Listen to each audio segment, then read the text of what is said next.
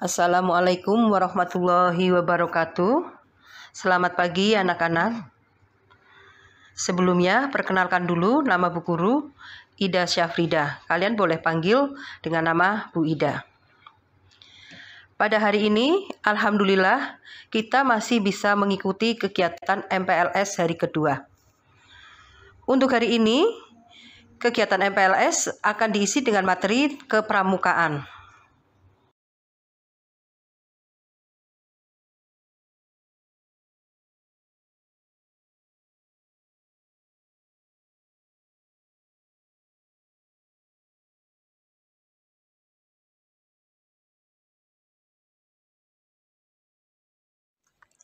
Anak-anak yang saya sayangi dan saya banggakan.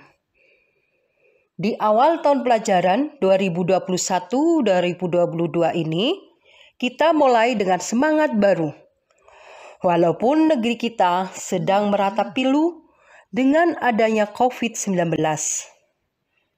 yang sudah berlangsung lama. Kita sebagai generasi harapan bangsa tidak boleh patah semangat. Nasib dan masa depan bangsa kita ada di pundak kalian. Mari kita sing-singkan lengan baju untuk meraih cita-cita kalian.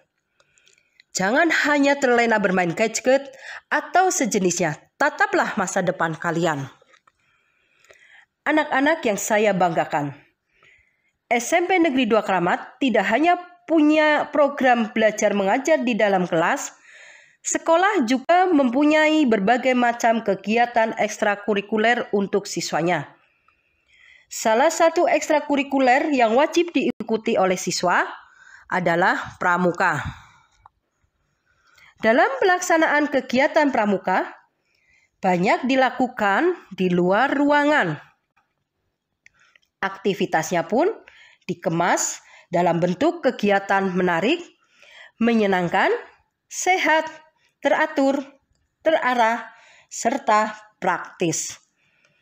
Pramuka tidak hanya sekedar ekstrakurikuler dengan beragam kegiatan yang menyenangkan saja. Lebih dari itu,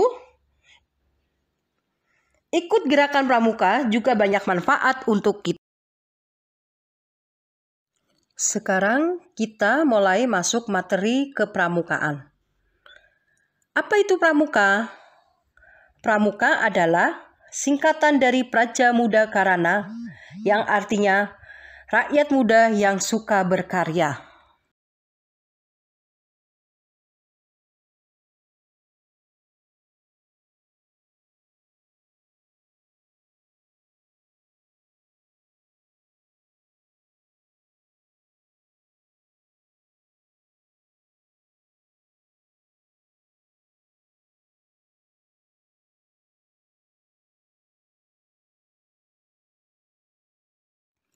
Adapun tingkatan anggota gerakan pramuka adalah terdiri dari 1. Siaga. Siaga usia 7 sampai 10 tahun. 2. Penggalang. Usia 11 sampai 15 tahun. 3. Penegak. Usia 16 sampai 20 tahun. Dan yang terakhir, pandega. Usia 21 sampai 25 tahun. Siaga untuk sebutan bagi anggota pramuka yang berumur antara 7 sampai 10 tahun. Disebut pramuka siaga karena sesuai dengan kiasan dasar masa perjuangan bangsa Indonesia, yaitu ketika rakyat Indonesia menyiagakan dirinya untuk mencapai kemerdekaan dengan berdirinya Budi Utomo pada tahun 1908. Sebagai tonggak awal perjuangan bangsa Indonesia. Siaga ada 3 tingkatan, yaitu siaga mula, siaga bantu, dan siaga tata.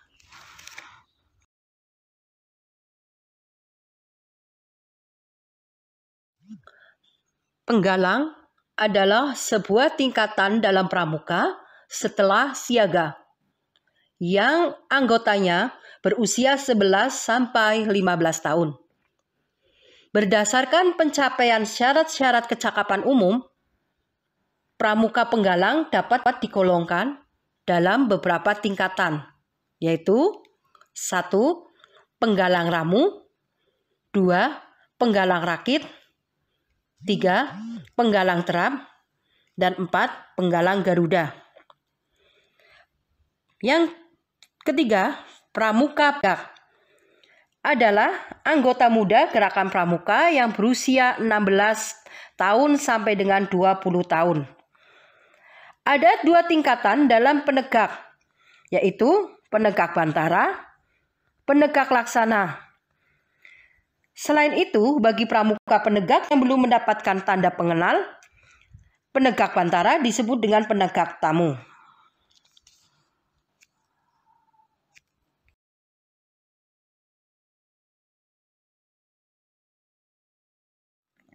Pandega adalah golongan pramuka setelah penegak. Anggota pramuka yang termasuk dalam golongan ini adalah yang berusia dari 21 tahun sampai dengan 25 tahun. Pramuka Pandega memiliki jenis kegiatan yang sama dan dilakukan bersama-sama dengan pramuka penegak. Pembinaan pramuka Pandega dilakukan mulai dari tingkat gugus depan dalam satuan yang disebut racana, dan di tingkat kuartir dapat mengikuti satuan karya dan dewan kerja. Sekarang, kalian termasuk dalam golongan pramuka yang mana untuk tingkatan usia kalian? Tolong disebutkan. Materi selanjutnya, sejarah pramuka dan sejarah pramuka Indonesia. Lord Baden-Powell adalah orang yang pertama kali mempelopori gerakan pramuka atau kepanduan. Kebiasaannya merangkum pengalaman dalam latihan kepanduan menghasilkan sebuah buku yang berjudul Scouting for Boys. Pada tahun 1918, ia mendirikan organisasi Rover Scout untuk penegak. Untuk sejarah pramuka Indonesia, perkembangan pramuka Indonesia terjadi pada 3 periode, yaitu mulai dari masa penjajahan Belanda, masa penjajahan Jepang, dan pasca kemerdekaan Indonesia. Gerakan Pramuka Indonesia lahir pada tahun 1961. Organisasi kepanduan ini kemudian diperkenalkan secara resmi kepada masyarakat Indonesia pada 14 Agustus 1961. Tak lama setelah Presiden RI memberikan anugerah Panji Gerakan Pramuka melalui Kepres RI nomor 448 tahun 1961. Sejak saat itu, tanggal 14 Agustus sebagai hari ulang tahun Gerakan Pramuka dan diperingati setiap tahun hingga saat ini.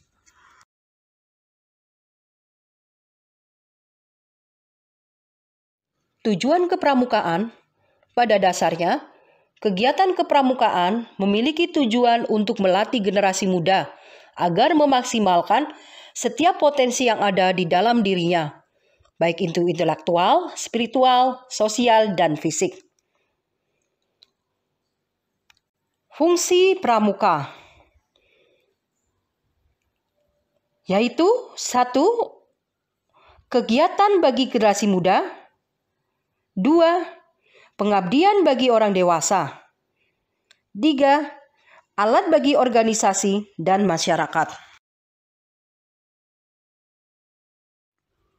Prinsip dasar kepramukaan. Ada 5 prinsip dasar kepramukaan. Kode kehormatan pramuka. Kode kehormatan siaga, Dwi Satya, dan Dwi Dharma.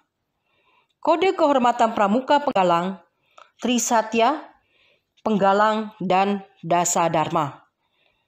Kode kehormatan pramuka penegak dan pandega, Tri Satya pramuka penegak, dan pramuka pandega, dan Dasa Dharma.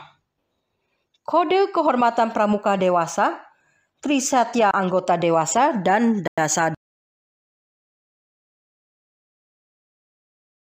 Metode kepramukaan. Metode kepramukaan merupakan cara belajar interaktif progresif. Melalui pengamalan kode kehormatan pramuka, belajar sambil melakukan, sistem berkelompok, kegiatan yang menantang dan meningkat serta mengandung pendidikan yang sesuai dengan perkembangan rohani dan jasmani peserta didik. Kegiatan di alam terbuka, sistem tanda kecakapan, sistem satuan terpisah untuk putra dan putri kiasan dasar. Apa yang akan kita peroleh dalam kegiatan pramuka? 1. Melatih untuk mandiri.